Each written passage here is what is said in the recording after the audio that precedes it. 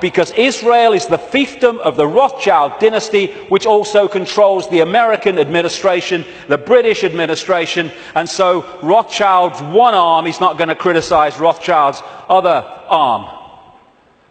In the Matrix movie, there's something called the Zion mainframe. Well, Zionism, Rothschild Zionism, is in so many ways a mainframe of this network. And it pervades all the way through. And it's not about, oh, these Jewish people here and these Jewish people there. It's Rothschild Zionists who are there, and they answer to the Rothschild dynasty. Therefore, they play out the agenda of the web in a coordinated way. Now, before I start this, a lot of names coming up. I'm going to go just through a bit of the American administration and a few other things, just to give you a feel for it, for people that haven't seen the extent of this. Before I start, one fact. Jewish people in America are less than 2% of the population. A significant number of them will not be Rothschild Zionists, and therefore the ratio of Rothschild Zionists is even smaller, significantly smaller than the 2%. Okay. Obama's immediate handler is a guy called Rahm Emanuel. He has served in the Israeli army. He's the White House Chief of Staff. He does whatever he says. His father, Emanuel's father, was a terrorist in the Irgun terrorist group that bombed Israel into existence in 1948. And this is the relationship between Rahm Emanuel, he's the kind of Peter Mandelson of America, and Obama. Hey, you want a Nobel Peace Prize? I can sort it, son. I can sort it, son. No problem. All pictures like that, by the way, are by a guy called David Dees, who's a political artist, brilliant, American, works out of Sweden. Uses images so powerfully to tell a thousand words as they go. This guy is the second handler in the White House. His name's David Axelrod, Rothschild Zionist, and he was the man who orchestrated the entire election campaigns of Obama against Hillary Clinton and then against John McCain. The main funder and orchestrator of the funding, in terms of individuals, of Obama was a guy called George Soros, Rothschild Zionist, who manipulates countries and uses his networks and funding to create coups in countries where they want to change the regime change. And he bets on currencies like he bet on the pound years ago, and makes a fortune out of the demise of the economy of other countries, because he has no empathy. Henry Kissinger, massive Rothschild Zionist, has served that dynasty's agenda for 40 years, if not 50 years. And he's now an advisor to Obama, even though he's officially a Republican. The American economy, the American economic team, is led by Timothy Geithner, Treasury Secretary, Rothschild Zionist, and Larry Summers, Rothschild Zionist. The entire Obama budget is run by the budget director, Peter Orszag, Rothschild Zionist. This man was advising the Russian treasury when the Russian governments were giving state assets away to Rothschild Zionist oligarchs, including Roman Abramovich, the owner of Chelsea Football Club, by the way. It's very easy to become a billionaire when a state says, have these assets worth $1 billion, billions of pounds. Thank you very much. It's a piece of cake. You could buy a football club if you want. And this man's company was also advising the Icelandic Central Bank in the run-up to the Icelandic crash. The Federal Reserve in America, which controls the American economy in so many ways, it's a privately owned, not government-owned central bank, and it's privately owned by the Rothschilds and the affiliates of the Rothschilds, is Bernard Bernanke, Rothschild Zionist.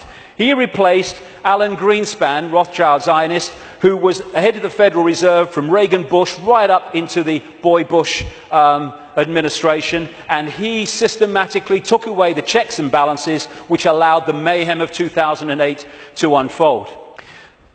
We keep hearing about Goldman Sachs and all the mayhem that it's created, both in the crash of 2008 and the crash of the economy in Greece. Fundamentally involved Goldman Sachs. Goldman Sachs is a fiefdom of the Rothschilds, headed by Lord Blankfein, Rothschild Zionist. The World Bank, headed by a Rothschild Zionist. The IMF, International Monetary Fund, headed by a Rothschild Zionist. European Central Bank, headed by a Rothschild Zionist. A stream of so-called czars, as they call them in America, controlling different policies and areas, policy areas of the Obama administration, Rothschild Zionists, including Cass Sunstein, who has actually written a paper saying people who have conspiracy theories should either be banned from expressing them or taxed for expressing them. Taxed! Climate change policy in the Obama administration is controlled by Carol Browner, Rothschild Zionist, and Todd Steen, Rothschild Zionist. Major area of policy. The American administration is utterly awash with Rothschild Zionists, and that is not by accident. It's because they're agents of the dynasty or agents of the control system. It's not about race. Mossad is not the intelligence agency of Israel. It's the intelligence agency of the Rothschilds, and that's why it turns up all over the world in false flag set up terrorist events and assassinations and all that stuff, because it's not carrying out the policy of Israel, it's carrying out the policy of the Rothschilds that control Israel. Now let's look at 9/11. The World Trade Center lease was purchased just a few weeks before 9/11 by Larry Silverstein, Rothschild Zionist, and Frank Lowy, Rothschild Zionist, and the deal was done with this guy called Eisenberg, Louis Eisenberg, Rothschild Zionist, the head of the New York Port Authority. The head of the CIA, who investigated what happened on 9/11, George Tenet, Rothschild Zionist. The Patriot Act, which was brought out, the Orwellian Take Your Freedoms Away Patriot Act in America, was co-authored, justified by 9/11, though it was written before because they knew it was coming, by Michael Chertoff, whose mother was a Mossad agent and who became the second head later of Homeland Security, an organization Orwellian that was justified by 9/11. At the time of 9/11, in the run-up to it, and then the war on terror and all that stuff, the Pentagon was dominated by Paul Wolfowitz, Rothschild Zionist, Dov Zakheim, the comptroller, who managed to lose trillions of dollars and still got away with it. And by the way, when one announcement was made of how much he'd lost or had gone missing in the Pentagon, they announced it on September the 10th, 2001. I wonder if they realized that because of that, it would never see the light of day. Dov Zakheim, Rothschild Zionist, and people like Douglas Feith or Feith, Rothschild Zionist in the Pentagon. Now, as I've said earlier, the Bush administration was dominated and controlled by what became known as the neocons, the neoconservatives, which were a Rothschild Zionist organization, led by people like Richard Pearl, Rothschild Zionist, William Crystal, Rothschild Zionist, John Bolton, Rothschild Zionist, in belief in nothing, if nothing else. And then the 9/11 Commission report, which was the official report investigating 9/11. They wanted Kissinger to head it first until the public didn't take that seriously and he had to step down. But that report, which agreed that the official story of 9/11 was true, was written and overseen by Philip Zelikow, Rothschild Zionist. The judge, Alvin Hellerstein, who is hearing and overseeing the cases of the 9/11 families, who are taking out lawsuits to try to find the truth of 9/11, etc., Rothschild Zionists making sure that truth never comes out. Think of the ratio I said earlier as I go through this. The man who coined the phrase, he was a Bush speechwriter, the axis of evil, which targeted Iraq before they invaded Iran and North Korea, was David Frum, Rothschild Zionist.